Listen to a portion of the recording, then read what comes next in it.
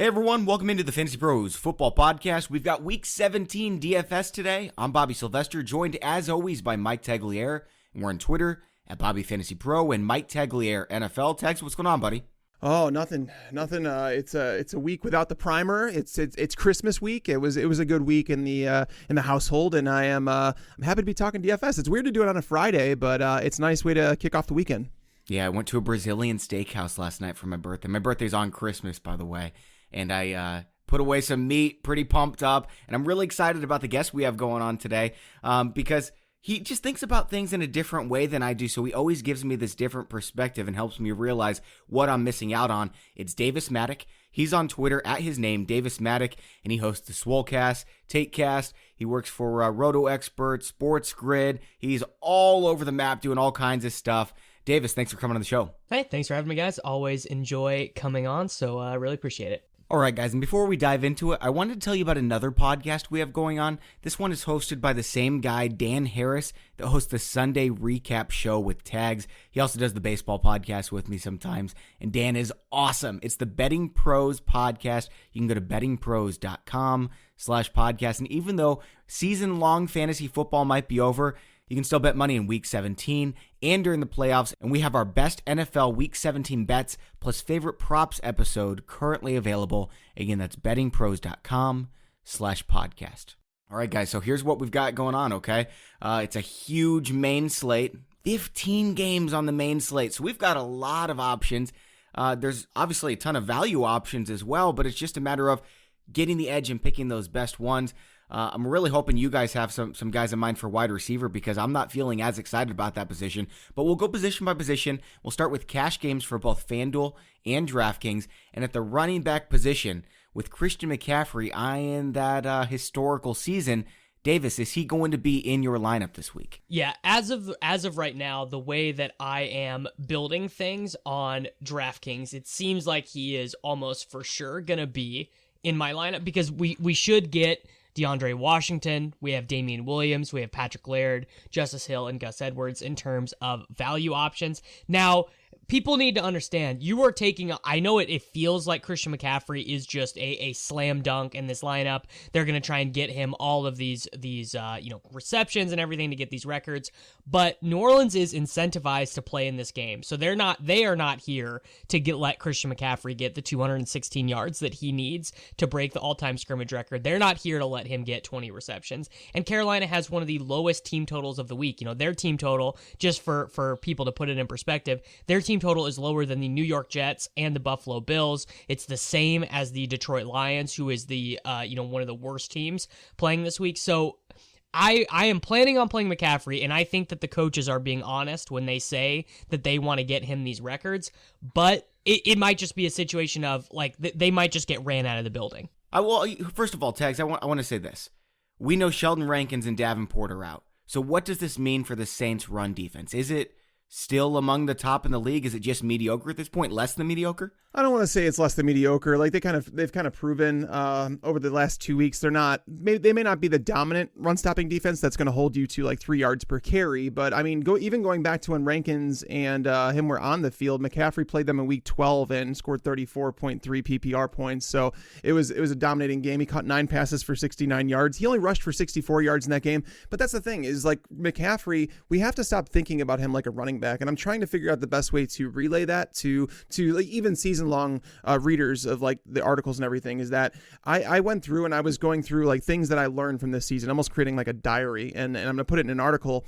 If you were to take away all the receiving from Christian McCaffrey, every single bit of it, okay, just take the rushing totals from all the running backs, he's the number 1 running back. If you take just the receiving totals, he's the number 13 wide receiver in PPR format. So it's like you're getting the RB1, the actual RB1, and then on top of that, you're getting a borderline wide receiver 1 in that same spot. So it's like if you were to split them up and kind of like do 5,000 on each player and combine it into one slot, he's kind of like a lock. And while I do like Ezekiel Elliott, maybe even a little bit more than McCaffrey this week. I was going to ask. Yeah, I like Elliott a little more than McCaffrey. I want to use both, though. I do. I'm going to try and find a way to use both, and we're going to talk our way through those options, like the guys that you're going to have to use if you do want to play both these guys. But I do want to find a way to play both of them this week. What do you think about Zeke Davis? I do really like him, and in fact, he is, by a whole standard deviation, our highest value running back. So we have McCaffrey projected for more raw points, but we have Ezekiel Elliott projected as our best combination of projected points and salary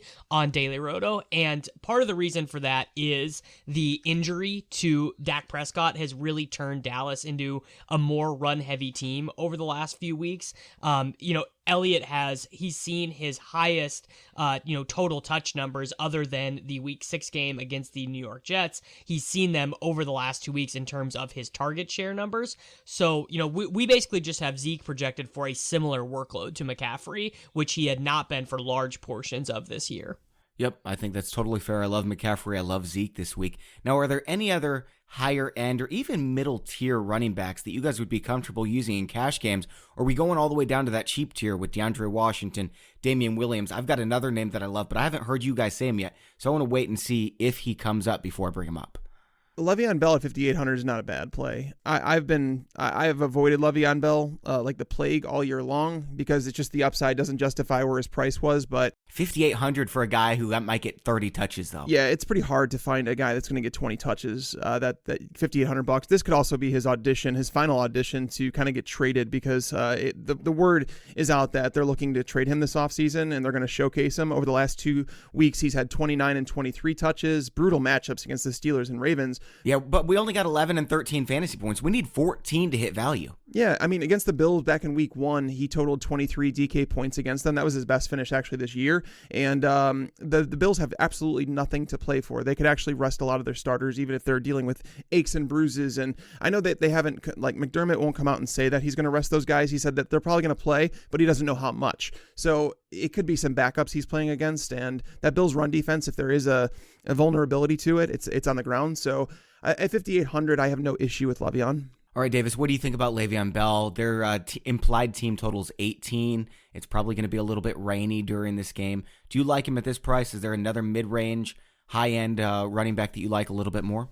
So we have Le'Veon Bell as a positive value. I am 0% interested in playing him, though. If I was playing a more mid-tier running back, I would not probably play him in cash, but Miles Sanders against the New York Giants, he is probably my favorite mid-tier running back play of the week for tournaments. But the reason why I don't think you have to look at these guys in cash games is we're going to have a bunch of cheap running backs to choose from in value guys. So we have DeAndre Washington, 5,200. We have Patrick Laird with Myles Gaskin out. We have Damien Williams. We have, whether you think Justice Hill or Gus Edwards is more likely to get most of the volume for Baltimore. I don't think you could use either in cash games though, just because we don't know. I think on DK you can use Justice Hill because I would imagine that Unlike Lamar Jackson, I think Robert Griffin will throw to the running backs a little bit more, and Hill is going to get that passing down work for them. So I think Hill is a reasonable play, but I prefer Patrick Laird, who I think is likely to get probably 50 to 60% of the groundwork for Miami. But I mean, they have no one else left. The only other runner they have left in the backfield is DeLance Turner, who was playing fullback for them 2 weeks ago. You're right, and Patrick Laird, we thought he was going to lose some touches last week. He actually didn't touch the ball that much. He gets the Patriots, though. We know we're going to be playing from behind. He's probably going to get 5-6 targets again. Tags, what do you think about Laird? I've got another play to throw in as well, but first, tell me what you think about Laird. I think Laird's probably going to hit value at 4,300, but that doesn't make me want to play him, though. I mean, because the thing is, you have to think about... Just because there's so many options on the slate, I feel the same way. Yeah, those running backs and flex options are so valuable to running backs that we kind of have to get a guy that has a chance of carrying our lineup if one of the wide receivers doesn't get the targets that we're expecting him to. So, I mean, going to 4,700 and getting Damien Williams, at least you're getting a little bit of upside there. I mean... You think that's safe, though? Because I heard Davis mention Damien Williams, and I'm like... I know he had 16 touches last week, but remember the last time he had 19 touches and he went to 12. He had 19. Well, Spencer Ware's gone again. Darwin Thompson, they've clearly shown us that they don't trust him. The Chiefs have everything to play for. LeSean McCoy was inactive last week. Yeah, I mean, for whatever reason, and it seems kind of weird. Like, LeSean McCoy was clearly brought in because Andy Reid liked him. And, I mean, they have just jerked him around all year long. Like, they have made him a healthy and active now twice. And he, Damien Williams was out with injury for a month and he just like straight up lost his job, like McCoy did when Damien came back. Like, it seems odd the way they're treating him, but yeah, I mean, would it even surprise you if McCoy like didn't receive a touch in this game? Would not surprise me. Wouldn't surprise me either. The guy that I like a little bit more, and guys, talk me off the ledge if I'm wrong here, it's Sony Michel. The last 2 weeks since they started using their linebacker Roberts as a fullback, Sony Michel has 42 touches. I think he's going to get a huge workload again against Miami this week. I would rather pay 49 for Sony than I would 43 for Laird, just because I think there's more touchdown possibility with Sony. But not over Damien Williams. I don't think I would do it over Damien Williams. It's really close, though. I actually think it's a question. But you see the Patriots, they were throwing the ball 40-plus times like every single game to start the year, and they're slowly starting to realize, well, Tom Brady's not playing so particularly well, and we should probably get our run game going into the playoffs. We need to do that, and we've seen that happening. We've seen Sony get touches, and we know against Miami, I mean, teams average, I think it's 32 touches, running back touches per game. So even if we give James White a couple, even if we give Rex Burkhead some, Sony should get 18 touches in this game. And at 4,900, that's tough to pass on. Like, you look at all the correlation with running backs and you say, his team is projected for over 30 points. His team is favored by 16 points. His team is at home.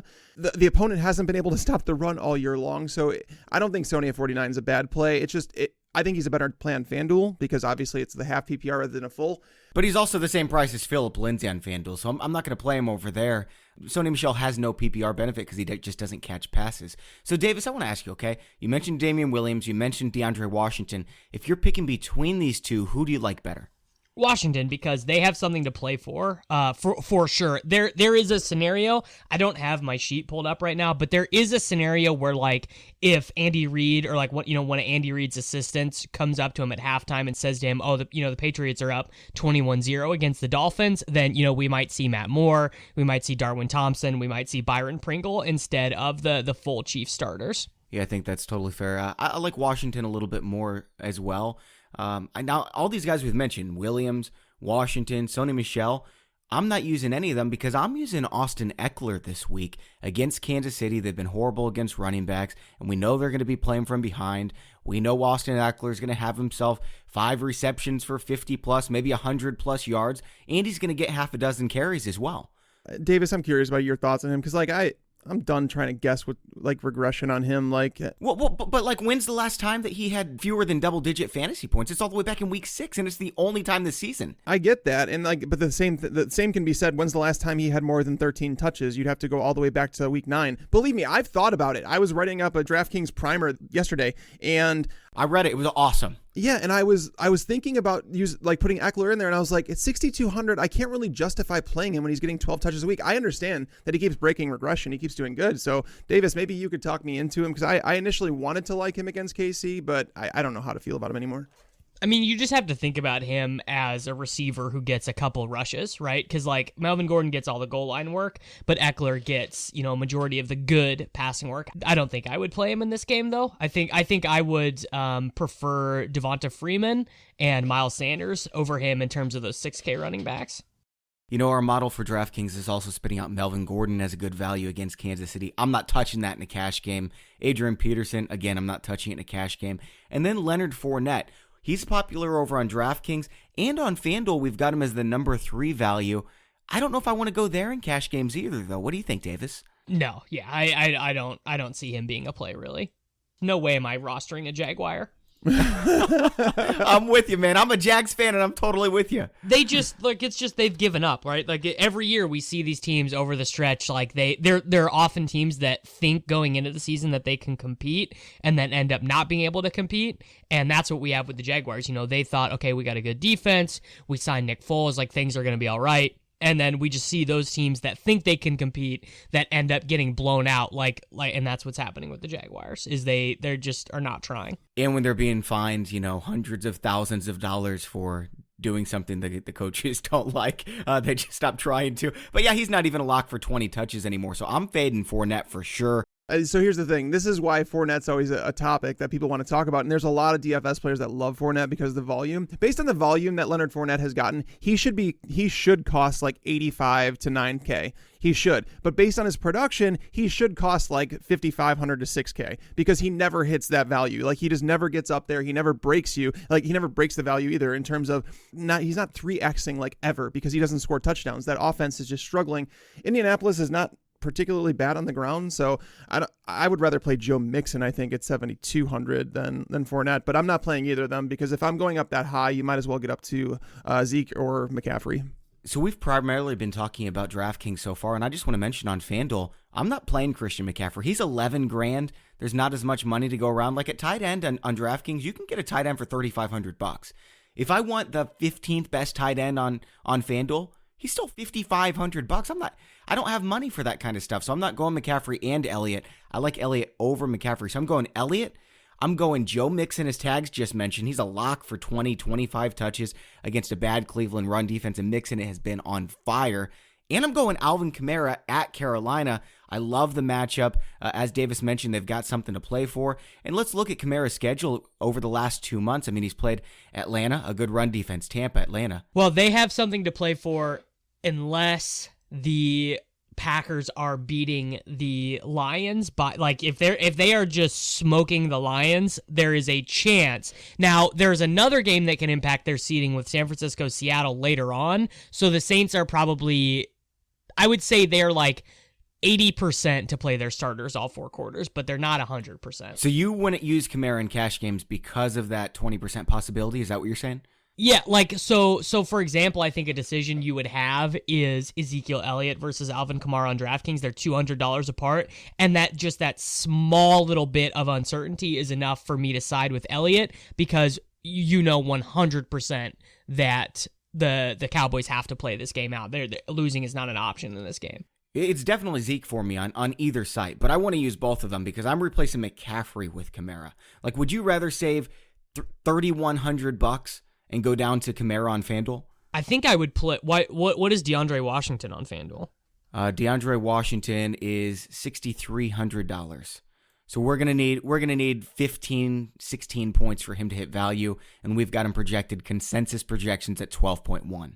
I that seems low to me because like what would Josh Jacobs be projected for here, right? And I don't really see much of a difference between. And actually, if you wanted to hot take it, not even hot take, they actually target DeAndre Washington more often when Washington starts than they targeted Jacobs when he started. Like, and I don't know, I don't have a good reason for why that is. I don't know why they chose to do that. I just know that is in fact the case, that they target DeAndre Washington when he starts more. Tags, any other running backs you want to add to the conversation, or people, players that you want to warn people off of? I don't really want to warn. It's really tough. I mean, obviously anybody from the Ravens, the Bills, and the Vikings, you kind of want to stay away from because those guys have nothing to play for. But looking at it, Kerryon Johnson.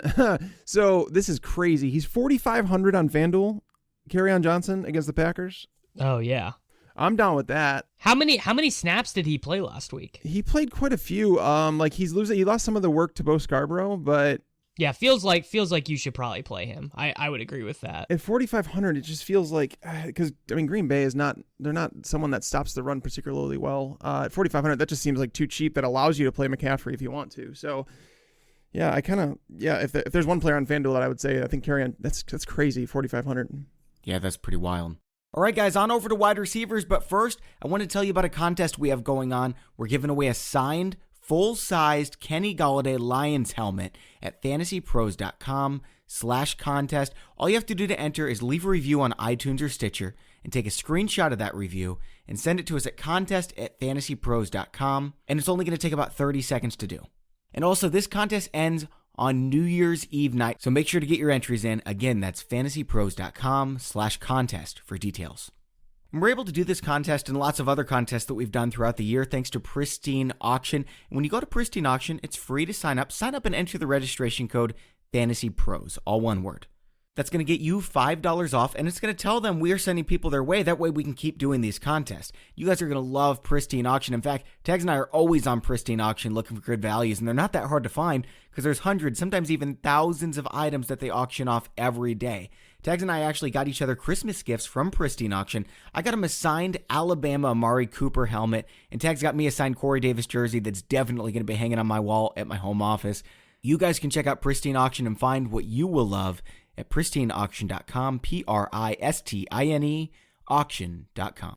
Okay, guys, let's go on over to the wide receiver position, and for the first time, I don't think the conversation starts with Michael Gallup. He's probably going to be in there, but I think it starts with Greg Ward. You play him on DraftKings, right? He's been a very solid value, and I think that his value is probably even a little bit better with Zach Ertz either banged up or maybe not even able to play at all. Yep. This Giants secondary is brutal, man. Like Dwayne Haskins and Case Keenum combined to complete 28 of 37 passes for 291 yards and 3 touchdowns. I mean, even with Janoris Jenkins, they were bad, but losing him just brought them to another level of bad. And Greg Ward, 23 targets over the last 3 weeks at 4,700. Sign me up. I also think that Steven Sims is a play at 4,700. Yeah, I don't know if he's as reliable as Greg Ward, but he's on my radar for sure, definitely for GPP. So I think we're all in agreement. Greg Ward's a good play this week. I don't think you have to lock him into your lineup, but a lot of people are going to use him. He's probably going to be 25-30% owned, maybe 40% in cash games. So the conversation comes to, okay, we're spending on 2 running backs. Are we going to use Julio or Michael Thomas? Because we can't use both. Julio goes up against Tampa. He's been getting bonkers targets.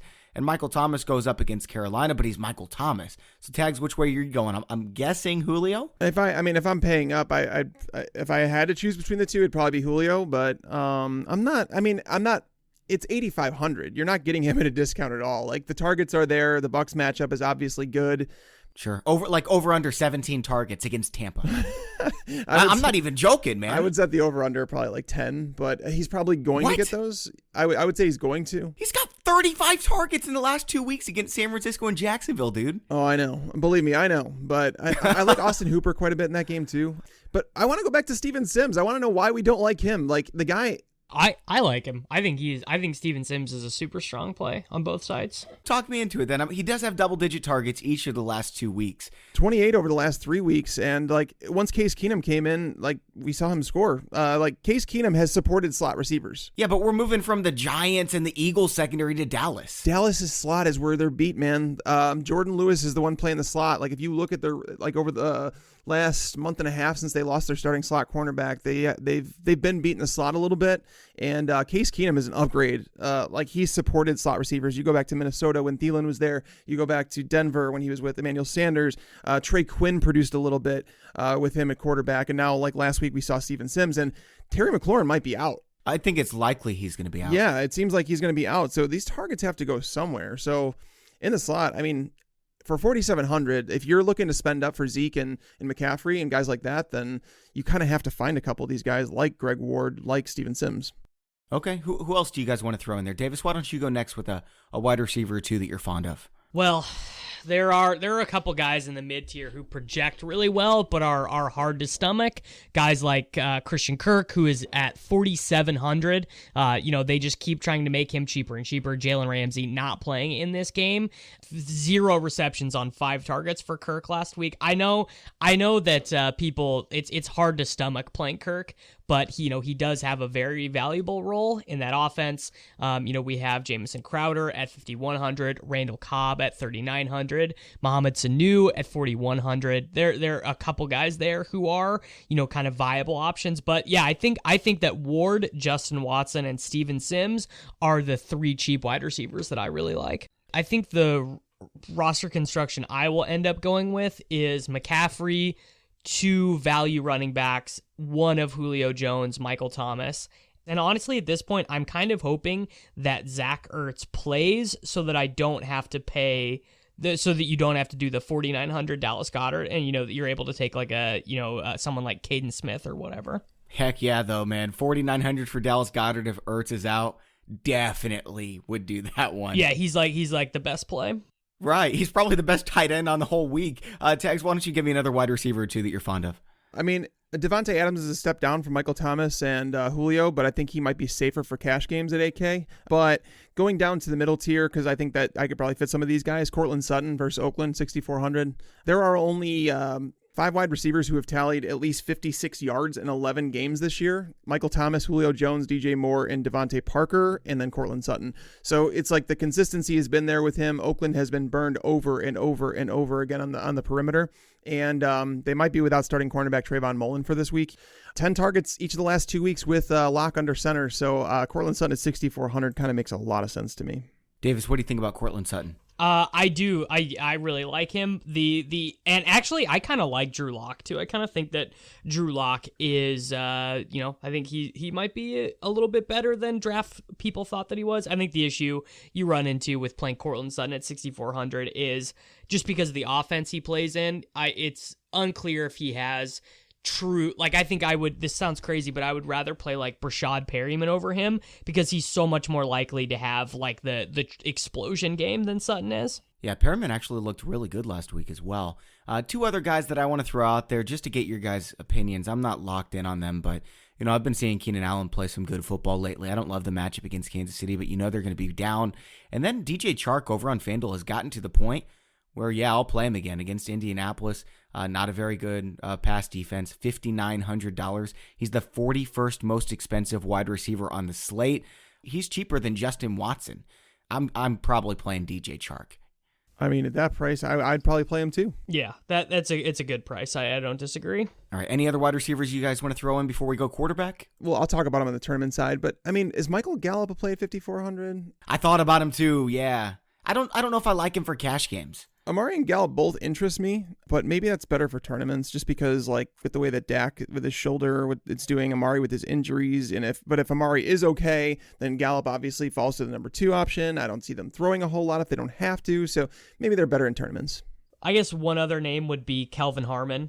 If we're gonna talk about Steven Sims, Harmon's even cheaper and has not been targeted near as much. He's a good football player too. It's like when I was watching Darius Slayton earlier in the year. I was like, man, when this guy finally gets the ball thrown his way, he's going to be great. And Harmon has had the ball thrown his way, but it's been from Haskins. Now he's got Case Keenum, who's a substantial upgrade. So I could definitely see Harmon having a big game. Yeah, I think it's definitely in the range of outcomes. All right, guys, quarterback position. Tags, you spending up for Mahomes? No, I'm not. The Chargers play it's too slow of a pace. Like, that game is slower pace than I'd want it to be, and I don't think Mahomes is necessarily a bad play at all. He's going to be the most popular player, I would imagine.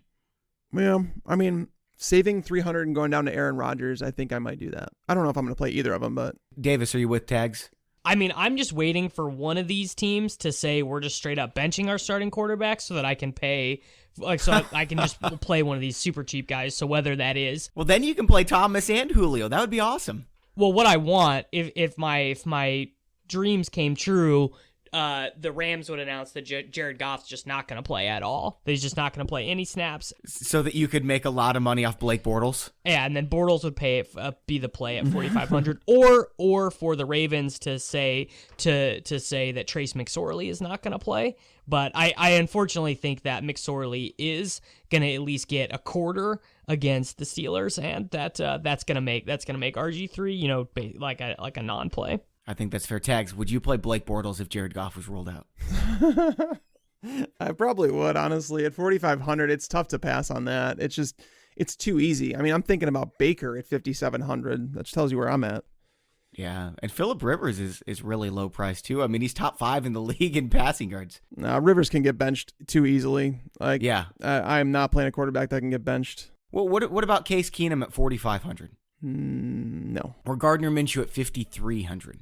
Thought about Gardner. Thought about him. I think that he presents a decent floor, but he didn't play particularly well last week. He just doesn't have much upside. Yeah, I mean, none of the guys down there do, and that's why they're charging what they are for them. But that's why I thought Baker at 57 makes kind of some sense. I mean, we just saw Ryan Fitzpatrick throw for 419 yards, 4 touchdowns against the Bengals, and it seems like William Jackson, their top cornerback, the only one worth anything in that secondary, is unlikely to play. So, I mean, if the Browns want to go out on a high note, this could be the game. Over on FanDuel, our value system ranks Patrick Mahomes as the number 1 play, but he's $8,600. I don't have that kind of money to spend.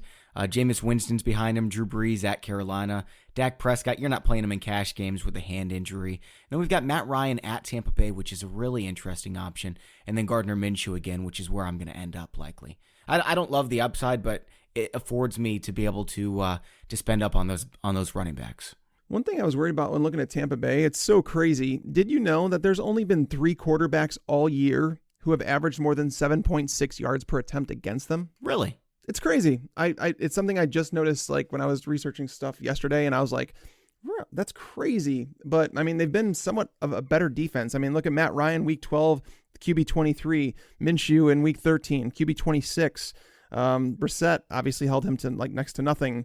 Deshaun Watson, he finished with like 9 fantasy points against them last week. So, I mean, they have gotten better. So that's the only thing I'm worried about. I mean, I don't mind Matt Ryan, but that's the only thing I'm worried about. We didn't mention the guy who I think is the best quarterback play. Uh-oh. Who is it? It's Jameis.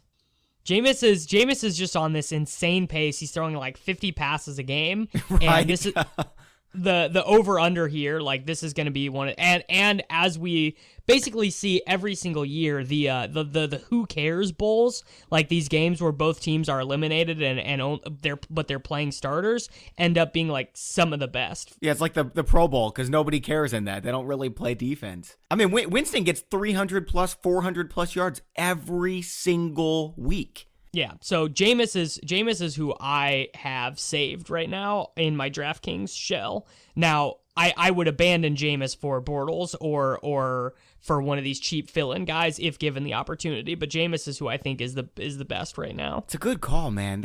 He's not that expensive over on FanDuel either. He's the 7th most expensive quarterback. Our consensus projections have him as the 3rd best quarterback on the week, so that's a serious value. Actually, that was over on DraftKings. On FanDuel, he's the 5th most expensive quarterback. So he will be a fairly popular play and probably for good reason. All right, guys, we've got tight ends and then DST, and then we're going to circle back around and go GPP. But first, it's New Year's resolution season. You guys know that. Everyone says they're going to change everything, hit the gym, get outside more, sleep better. But no matter how different things look next year, there's one thing that's still going to be a part of your daily routine. Sitting on the couch. So why not bring a positive change into every part of your life by upgrading to a new Burrow sofa? I love my Burrow sofa. It is like I seriously can't describe how comfortable it is because I heard it was going to be really comfortable. And then I sat on it and I was like, dude, you guys undersell this. It is way more comfortable than they say. It's got durable fabric that's naturally scratch and stain resistant. It's got built-in USB chargers, and you can customize it however you want to. You can pick your fabric color, leg finish, armrest style, and length. You can add a chaise lounge or ottoman or both. And you can set it up yourself in minutes. It's super easy. You can add or remove seats as needed. You can even convert a love seat or a sofa into a corner sectional in the future. And it's more than just sofas, too. Burrow's Genius Sleep Kit transforms your comfy sofa into an even comfier bed. Burrow also offers a collection of affordable rugs and coffee tables, and it comes with free 1-week shipping. Ring in the new decade with up to $500 off fresh furniture. Go to burrow.com/fantasypros and use the code NYE to get the deal. That's burrow.com/fantasypros, and the code is NYE for up to $500 off your purchase of Burrow furniture. And hurry, because this sale ends on January 5th. Burrow.com/fantasypros, code NYE. Okay, guys, let's go tight end. And I think we all agree that if Ertz is out, Goddard's the play. You kind of have to do it. But I'm looking at it, and Dallas Goedert's $400 more expensive than Hunter Henry against the Chiefs. Could you use him in cash games, or is there someone else you'd have your eye on, Davis? If Ertz is out, I'm 100% just playing Dallas Goedert. Tags, will you say the same thing so all three of us can agree? I might play Goddard even if Ertz plays. Yeah. Okay. Yeah, sure. Okay. So it could be a decoy situation where he's not going to, they don't want him to absorb hits. I don't think he's playing for what it's worth. So let's say Ertz does play. Davis, are you using Goddard or are you going with someone else? This is not reflected in our projections, but I really like Caden Smith for the Giants. He's just in there all the time. He never leaves the field for them. So I really like that. Like, I just love having a guy who's literally on the field every single snap and who they use in the red zone as well. I think that he is a legitimate option. And the other guy that I really like is OJ Howard. Those are my two non-Goddard guys that I really like. Yeah, I don't think either of those guys are bad plays at all. I'm kind of finding Noah Fant with a matchup against Oakland. He's more of a GPP play, though, because he's got 2 receptions each of the last 2 weeks. So I'm probably going to be playing Goddard. And if not him, I think I would go with O.J. Howard over on FanDuel or DraftKings. Austin Hooper is also a really good value over on FanDuel. He's the 10th most expensive tight end going up against Tampa Bay. Whew, that's probably better than Goddard on FanDuel. Over on DraftKings, Goddard's a lock, but over on FanDuel, Hooper at that price, $6,000 is not bad going up against Tampa Bay. $5,800. He's 4th most expensive. No, I don't think I can get there at tight end this week. I mean, if you're paying up, I think Tyler Higbee deserves some consideration too. Obviously, like one of the hottest tight ends in football, if not the. He gets Arizona. Holy cow! But do we really want to trust that? Davis was just talking about Jared Goff potentially resting him, or do they go out on a high note? Do they want to reinstill some confidence in Jared Goff and put him against Arizona while he's at home? I don't know. There's some variables there, but I can't see myself spending up at tight end this week. I do like Davis's call of O.J. Howard is like a 4,300 if I'm going a little bit cheaper, but I'm going to try and find a way to get Goddard in there. You could go all the way down to Irv Smith at 2,800. That might make some sense. I mean, they're resting their starters. It sounds like that Cousins is going to be out, Diggs, Thielen, which they're treating it as a full preseason game, basically. So wouldn't you think that the second string rookie would get a fair amount of snaps, or are you just saying it's just not safe? Who knows? That's the tough part is we don't know. They may view him as a starter because he is involved almost as much as Kyle Rudolph. He just hasn't scored the touchdowns. Okay, that's totally fair. Let's go DST for cash games tags. Why don't you start us off? You going with the Bears this week? I am. I'm just gonna. Yeah, I'm so tired of trying to guess defenses because it's just there's so much variance there. And again, with the Bears, now that we know that it seems like the Vikings are going to be resting their starters, Bears at 2,100. I mean, they're going to be 50% owned. If you don't play them, you're being too cute. In cash games, they should legitimately be 100% owned. I think so too. I can't imagine not using the Bears over on DraftKings. Mm-hmm. Yeah, 2,100. It's kind of it's giving you that, and it's allowing you to do some other things in your lineup. So yeah, in cash for sure. So they're the 15th most expensive on FanDuel, 3,900. That's a good value, but not good enough that I would want to play them. I'm probably going to be using the Jets at 3,200 against Buffalo. Maybe Los Angeles at 3,800 against Arizona. I'd prefer them a little bit to Chicago, but there's no slam dunk lock DST over on FanDuel. Let's circle back around and go GPP now. We'll stay at the defense special team position. Tags who can get into the end zone. I mean, the Steelers at 3K. I like them. I like the Packers at 3K, the Jets at 2,700. These are the defenses that I would consider because you have to pay a little bit more than you do, obviously, for the Bears. But, the Jets could be going against Matt Barkley for a majority of that game. If you've watched David Blau play quarterback, you understand why the Packers are in there. And then the Steelers at 3K against Robert Griffin III or even McSorley, potentially. In the 13 games they've played with Minkah Fitzpatrick, they've had just 3 games with fewer than 11 DraftKings points. So, going against backups with Baltimore, they don't even have Mark Ingram. I think the Steelers are a solid play. So what do you guys think about, everyone knows the Ravens are benching their starters and everything, but what do you think about just picking on the Steelers anyway? If this is a mediocre defense going up against the Steelers, I'd get some exposure, Davis. Yeah, no, I like that. I think a really interesting thing to do on DraftKings would be in your tournament lineups to just play no Bears defense at all, because that they are going to be far and away the most owned. And, we also know that defenses are, the outcomes are pretty much completely random and just based on, just based on who scores touchdowns. And, if the Bears get 6 DraftKings points against the Minnesota Vikings, they're drawing dead to be in the optimal lineup. So I think that's a really interesting thing to do. In fact, it's probably what I will do in my tournament lineups. So do you have any DSTs that you like quite a bit? Yeah, I mean, I really like, obviously, the Packers. They're pretty expensive. In terms of cheap defenses, I think that the Titans are maybe going to go a little bit overlooked because Watson might actually start this game, but I don't think that he will finish it. In fact, I think it's more likely that he will not finish the game because there's the Houston just, they have completely nothing to play for. So I think that they're pretty strong. In general, I just think looking at teams that have something to play for versus teams that are playing for nothing is the right way to approach defense this week. All right, tight end, and I'm starting us off with Jonnu Smith, who I just love watching play. Now, he's not getting the targets right now, 4, 5, 4 the last 3 weeks, but this is somebody who's he's a playmaker. He's so good that I think maybe Tennessee will just all of a sudden start giving him 9, 10 targets in a game like the Rams did with Tyler Higbee when they realized what they had. He gets a good matchup against Houston as well. I think Jonnu Smith is going to be very low owned and has some big time upside, as we've seen 4 weeks already this season. Jonnu Smith's an interesting one. I like him. Yeah, I have no issue with that. I think the issue with playing Titans any week is they run so few plays and they run the ball so often that whoever you take as a pass catcher, they are going to have to do it on 5 interactions. Fortunately, Ryan Tannehill is one of the most efficient quarterbacks of all time this season. Yeah, I mean, it would help if Corey Davis is out too. It would free up some of those targets. Right. All right, who are you going with at tight end for GPP tags? Honestly, I'm not going to veer too far off what I'm doing in cash. I don't feel like it's necessary this week. That's usually the case, yeah. Yeah, I was kind of just looking through it one last time just to see, but I just don't really feel great about anybody down in the cheaper range. And yeah, I mean, I guess you could say Jason Witten maybe at 3,900, hoping that he catches a touchdown and you get him at 3,900. He's a guy that does get targets. Washington has struggled against tight ends.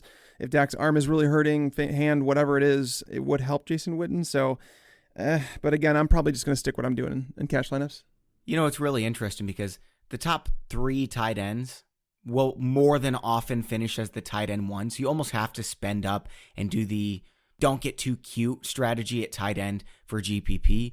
Whereas like wide receiver, we have all these random dudes. There's like an 85% chance that the top wide receiver any given week isn't even going to be in the top 5, top 10 rankings just because it's so volatile. But at tight end, it's more predictable. So are you sticking with Dallas Goedert, Austin Hooper, that group of players, Davis? Yeah, I mean, what I normally do with tight ends is I don't try and fight the chalk too hard, but I will just whatever quarterbacks I'm using in my player pool, I will correspond those with my stacks. So like, let's say this week, let's say that in my player pool, I want Jameis, I want Drew Brees, I want Patrick Mahomes, and I want, let's say, Daniel Jones, and I will correlate that. So I'm very strict about stacking. Pretty much every team that I put in tournaments, I'm going to have a double stacked quarterback and then at least one pass catching player from the opposing team in those lineups. And that's kind of how I fill out tight end around. And I mean,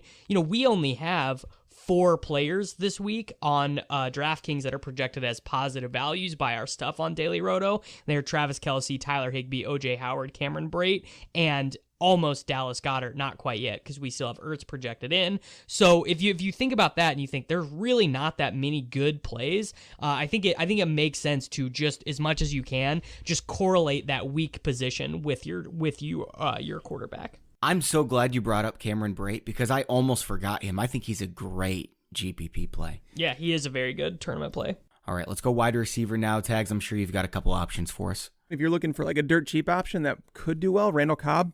Again, talking about that, the defense that Washington is fielding right now, they're really struggling, and Randall Cobb has seen a few targets over the last couple weeks, so he's someone that I'm not opposed to at 3,900, D.D. Westbrook at 42. Those are like the cheap guys, but middle tier, I mean, that's where I get into Jarvis Landry, Odell Beckham, Amari Cooper, Michael Gallup. I'm talking about these guys that maybe have disappointed as of late, and they're going to be lesser owned because of that, but their price allows you to do some things in your lineup, so I like the mid-price tier to attack those guys in there. I was going to say Jarvis. I was also going to say Allen Robinson going up against Minnesota, who can't stop perimeter wide receivers. And Allen Robinson's one of the most talented wide receivers in football. He could go out with a bang. We've seen him post 20-plus points in, 6 games so far this season. 6 out of 15. That's pretty dang good. Yeah, no, he's been extremely solid. Maybe a better option for cash than tournaments, but he's solid. I love Robert Woods as well. Davis, do you have a couple names? Yeah, I mean, so if we think that Robert Woods is going to play the whole game, I do really like him there. I like Tyreek Hill a lot. Again, thinking that he might not even need 4 quarters, and he should be, a pretty strong option. I already mentioned Brashad Perryman and Justin Watson. Really like both of those guys. I think they are both pretty strong. Michael Gallup, we've already talked about. Perhaps Devontae Parker, if we think that we are going to get 4 quarters of him. I think he's pretty strong, but I think my wide receiver pool, again, it's going to be very based on the news we get in terms of, who's resting, who's starting, because, some of these guys are projecting as really strong plays, Jarvis Landry, Julio Jones, Michael Thomas, but, we might get news that Julio's only going to play 2 quarters against Atlanta, and then, maybe we're thinking about Russell Gage and Olamide Zaccheaus and Christian Blake. Tags, I got one more name, and you're going to love it. He had 13 targets last week. He's got the single game with the most air yards of any wide receiver all season, and he could break a big play for sure. It's John Ross. Could John Ross just go nuts this week? I don't see it, but not to say it's not possible. Week 1, 35 points against Seattle. Week 2, 21 points against San Francisco. And then he comes back, he gets eased back into the lineup. Week 16, 13 targets, 84 yards. They do want him to be part of that offense with no Auden Tate, no AJ Green, obviously. That might not be the worst hot take. It's the greatest hot take. So that's basically, I'm winning $1 million with Blake Bortles and John Ross. Now that's more of that's what you're talking about. You're talking about those giant, hundreds of thousands of people in tournaments. That's the type of shot that you can take and help separate you from the field. But if you're in a tournament with 10,000, 20,000 people, you don't even need to go that deep. Dude, I'm not trying to win 10 grand. I'm trying to win $1 million. You with me, Davis?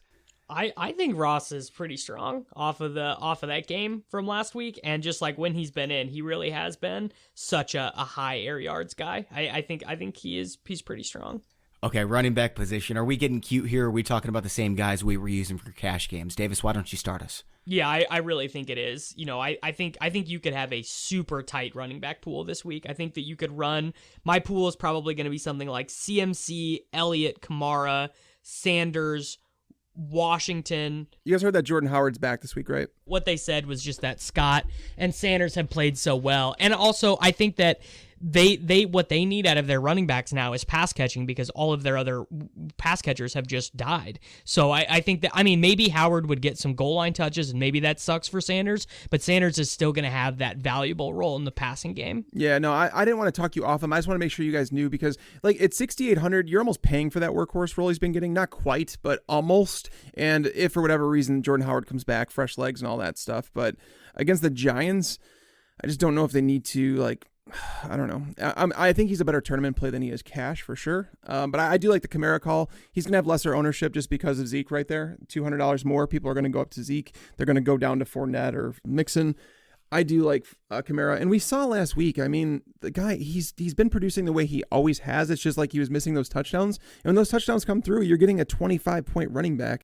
Indy had a horrid schedule for 2 months. Let's cut the guy a break. And against the Panthers, they've allowed 28 touchdowns to running backs this year. It's kind of ridiculous. So, Kamara's a good one. I got 3 more names I want to add. Davis, I really liked your list. I think Joe Mixon could have a really big game. I think Marlon Mack could have a huge game against Jacksonville, who, as you mentioned, has given up. Hold on, real quick. What's the difference between Marlon Mack and Sony Michel? They've both sucked this year, right? Can we agree on that? Marlon Mack has the best offensive line in football. That's the difference. I don't know if they've been. I won't play either one of those guys, almost for sure. Yeah, that's probably the way to go.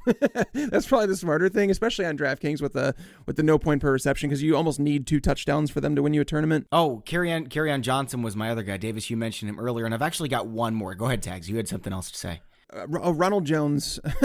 Is it possible? I've coined the term Ariansed. Is it possible we get Ariansed again? Yeah, but in tournaments, this is where you take your shot. If he got 5 targets in the passing game last week? Yeah, and he kind of needs to, right? That's another team where it's with Miles Sanders, they're looking for guys.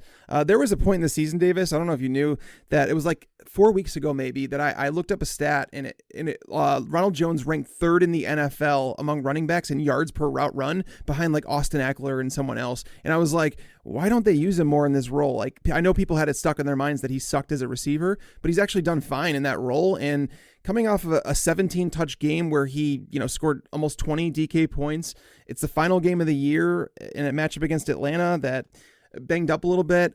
I just think Ronald Jones at 4,900, he's a guy that's kind of being glanced over a little bit. Yeah, I think he's pretty strong. Yeah, I have one other name.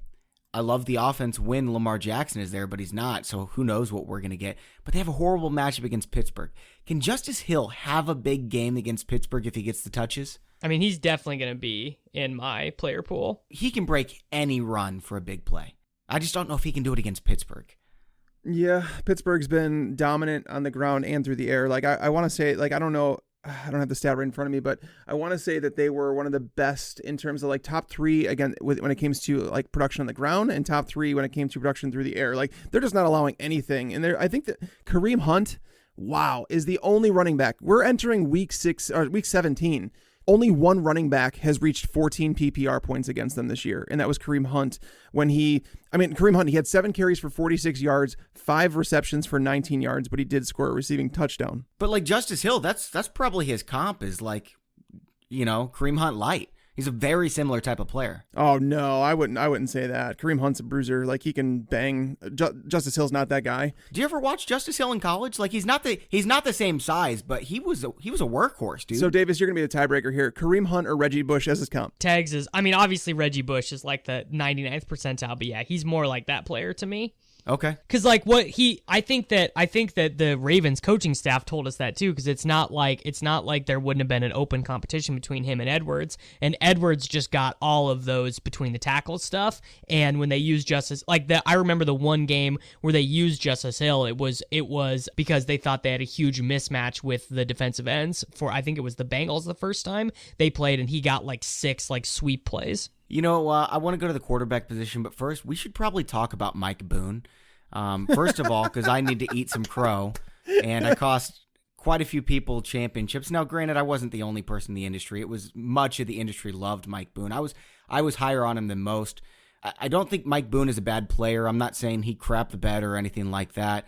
It was just, what did they run, 44 plays? If you would have told me at the start of the game they were running 44 plays, there's no chance I would have used Mike Boone. Like, he would have maybe made my top 20, but it just didn't work out. And I'm sorry, guys. I really wish that it would have. It burned me too. Yeah, no, I mean, you were definitely not the only one on him. I think the process was good. I really do. But process doesn't count when you're trying to win a championship. That's the thing, Bobby. I had concerns about game script. I talked about it throughout the week, and I mean, I ended up having him, I think, as my RB19 or RB20. And that's why you finished top 5 in accuracy, and I didn't. This week, the week before, I got number 1. Right. Well, that's what I'm saying. It's just, I don't think it was a bad process. There were a lot of people that were on him. Honestly, I watched that entire game. Mike Boone, I'm not going to say that he's the reason that he didn't produce in that game. Like, he didn't have much room to operate. They didn't run a ton of plays. The offense was doing absolutely nothing all game. So it was what it was. And sometimes that happens in fantasy football when you rely on, third string running backs. Sure. That's fine. Let's go quarterback for GPP. Davis, who are you starting us with? Well, I will not be able to restrain myself, even if Trace McSorley is expected to get some snaps. I am going to play a little bit of Robert Griffin III. I just can't help myself. But the best advice I could give to people listening to this show is, if you just limited your player pool, you go into whatever optimizer you use or you're building by hand, and you only played players on teams with who are playing for something this week, you probably are going to have an edge on the field. So that's what I would be thinking about with my quarterback decisions. Nice. What do you have, Tags? I like it. I like the call there. As I mentioned, Aaron Rodgers, because in cash, I can't pay up for a quarterback with what I want to do at running back. But Aaron Rodgers is someone in tournaments I like a lot, because he's someone that he's finished top 3 4 times this year, and then it's seemingly there was one QB12 week, and then every other week he's been outside the top 20. So it's you kind of have to pick: is it feast or famine? Is it boom or bust this week? And it's against the Lions. I mean, the Lions have allowed 11 of 15 quarterbacks to finish his top 12 options. They're playing inside of a dome. There's really not much to dislike about Rodgers here, and that team. I mean, as much as talk about the fact that they're 12-3 now, they have to get something going, because when you watch this team, I know we talk about it every single week, but Davis, you're not a Chicago guy. Can you tell the listeners, what does Green Bay do well? Is there anything that you can say confidently going into the playoffs that they do well? They suck. I know that they have a good record and everything, but I think that every NFC playoff team, including the winner of the NFC East, whether that's the Eagles or the Cowboys, would be favored in a neutral field over them. Wow. But they have Lambeau. If they get the number 1 seed, that'll help. Are they making the Super Bowl? Because you have to go to Green Bay in the cold. Breeze sucks in the cold, dude. I'll tell you that. I've seen Breeze play here in Chicago multiple times in the cold, and he's not very good. Aaron Rodgers, that they would have that going for them, but that's what I'm saying. I believe that they need to get something going. They need to establish some momentum. Their cornerbacks are okay. actually. They're like they get good cornerback play. I will give them that. Alexander's fine. Tremont Williams is fine. Kevin King is terrible. They take too many chances, man. They've got a lot of ability, but sometimes they give up big plays. And yeah, Kevin King's the worst. You attack him like over and over. The biggest issue they have is that they have all these guys who are maybe good playmakers, whether that be Valdez-Scantling, whether it be Geronimo Allison, whoever, and Rodgers just won't throw to any of them. Rodgers just refuses to throw to anyone other than Devontae Adams and Jimmy Graham. Well, unless they're wide open, that's his problem. That's why he went from being the GOAT to like, is he a top 5 quarterback in the NFL right now? To being a game manager type player, and that it's frustrating. Yeah, I just don't understand why he's doing that. I don't know if it's for the record books or some coaches in his ear. He does not like to throw interceptions. Yep. Well, I guess he doesn't want to win then. I'm not saying interceptions help you win. I'm saying taking some chances helps you win. I mean, there's a fine line here, Jameis Winston. Yeah, there's definitely a fine line, but like... The issue with Jameis is that Jameis does so quarterbacks, I think of it as like a 3-pronged thing. You can either throw interceptions, you can take sacks, or you can take a chance, right? If you take a sack, you're essentially turning it over anyway because you're not going to get a first down. The problem with Jameis is that he does both. Jameis takes horrible sacks and he throws picks, and you can't do both. You got to just do one or the other, and Jameis does both, and that is not good. Yeah, I'm going Drew Brees for GPP, guys. Who's playing better right now than Drew Brees? Maybe Lamar Jackson? Drew Brees won a lot of people fantasy championships. He was the quarterback 1 during weeks 14, 15, and 16. Yes, he was. He's the man. All right, Tags, do you have a GPP play for us? Basically, I liked Rodgers. And as I mentioned, Mayfield is someone that I do like quite a bit. I think Mayfield is a great tournament option. What do you guys think about stacking Drew Brees, Michael Thomas, and Antonio Brown this week? I'm just messing. I don't think that's happening. I hope that doesn't happen. I don't think it's going to happen. He's still on the exempt list, I think. He's not, but I think that the NFL is going to tell whatever team signs him that he is on the exempt list once he signs. Because I think you can't be on the exempt list unless you're signed to a contract, right? Interesting. I don't know if that was... I don't know the logistics of it, but what I do know is that Antonio Brown is not playing football in the NFL. So I should cut him in Dynasty, or is this just like a ploy to get me to cut him so you can pick him up? I'm fine moving on from him, honestly. I would trade him at the hopes that maybe you take this news and you trade him to someone thinking that he's still gonna. The dude has lost his mind, officially. Man, it's very sad. Okay, let's go to our locks of the week for cash games. Davis, you get to pick yours first. Lock of the week is DeAndre Washington. DeAndre Washington. Okay, Tags, you can't pick Washington.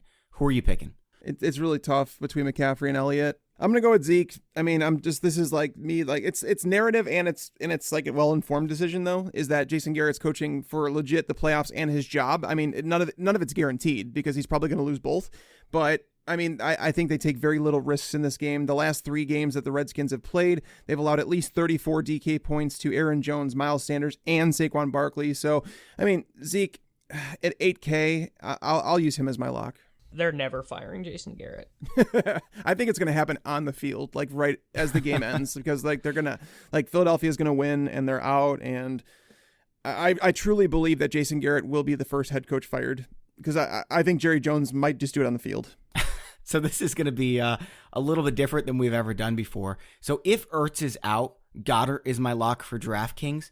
If Ertz is not out, my lock is our first DST lock of the year. It's the Chicago Bears for DraftKings. They are an Uber lock, yeah. Yeah, and we haven't had that all year. So on FanDuel, I'm going to go over. All right, I guess I'll take DJ Chark as my lock on FanDuel. I like Chark. I don't know if I'd say a lock, but I think that he's a good play. I don't think there really are any locks on FanDuel is really what it comes down to. But Kerryon Johnson, 4,500. All right, and let's get a game stack of the week. Davis, you're first on this one too. Okay, game stack of the week: Atlanta, Tampa Bay. It's the boring option, but I really do think it is probably the best. So you're going like Winston, Perriman, Howard, Julio. Yeah, or if Atlanta decides to rest guys, we will have some super value options there. Yeah. All right, Tags, who are you going with? Mayfield, Beckham, Landry. I'm stacking the 3 of them. It's such an easy one to stack too. I mean, if you wanted to come back on the other side and grab a John Ross, you could do that. Maybe you take I actually think that Tyler Boyd might be the better one to stack there, but that's such an easy game to stack because Mayfield's 5,700. You got both wide receivers for him at 59 and 57. I wonder if Kitchens is going to be back there because we keep hearing that the Browns, their front office is behind. Players hate him. I know they do, and they don't respect him either, and that's a real problem. Like, if you're a GM, how do you not see that and say, okay, this isn't going to work? Like, at some point, you can't let the players dictate what you do, but at the same time, you have to do what's happening on the field is not working. That's clear, and I think that's why the players are frustrated. So they need to move on from him, and I really hope they do. So if they struggle in this game, it'll kind of be like a win-win. But if they do well, he might be retained there, but maybe I make some money because I stack it. Okay, guys, so I'm going a little bit boring too, and I think this is the week to do that because, as we mentioned, we've got 15 games here, and so people are going to try to get cute. I think there's an edge to be gained. Stuff that you think is going to be chalk is not going to be near as chalk as you think just because people have so many decisions to make. Right. Yeah, usually we've got one quarterback who's like 35% projected ownership, another who's 20. This week it's so spread out. You know what I mean? So I'm going Drew Brees, Alvin Kamara, Michael Thomas, Christian McCaffrey for the game stack, New Orleans at Carolina. That's a crazy one. Isn't it weird stacking two running backs from the same game, but they're both pass catchers? When you have McCaffrey, it can work 100%. Yep. All right, guys, that's all for today's show. Davis, as always, it was a pleasure, and good luck this weekend. Hey, thanks so much for having me, guys. Always appreciate it. Always a good time coming on. All right, and I want to say thanks to the sponsors of today's show. Burrow, ring in the new decade with up to $500 off fresh furniture by going to burrow.com/fantasypros and use the code NYE to get this deal. Again, that's Burrow, BURROW.com/fantasypros, and the code is NYE for up to $500 off your purchase of Burrow furniture. And also Pristine Auction. You're definitely going to find something you love, and it's all guaranteed authentic from only the most trusted sources. Check out Pristine Auction at PRISTINE auction.com, and make sure to sign up for that full-size Kenny Galladay Lions helmet at fantasypros.com/contest. And if we help you win some money this year, or you just had fun listening to us, please just take 30 seconds to leave that review to enter the contest. It really helps us out. We appreciate all the feedback we get, and Tags and I read every one of them. We love you guys. If you don't mind, please leave us a review. And by the way, don't forget about the Betting Pros podcast that we have going on as well, the best NFL Week 17 bets and favorite props episode, hosted by Dan Harris, is currently at bettingpros.com/podcast. For Davis Mattek and Mike Tagliere, I'm Bobby Sylvester. Thanks for listening.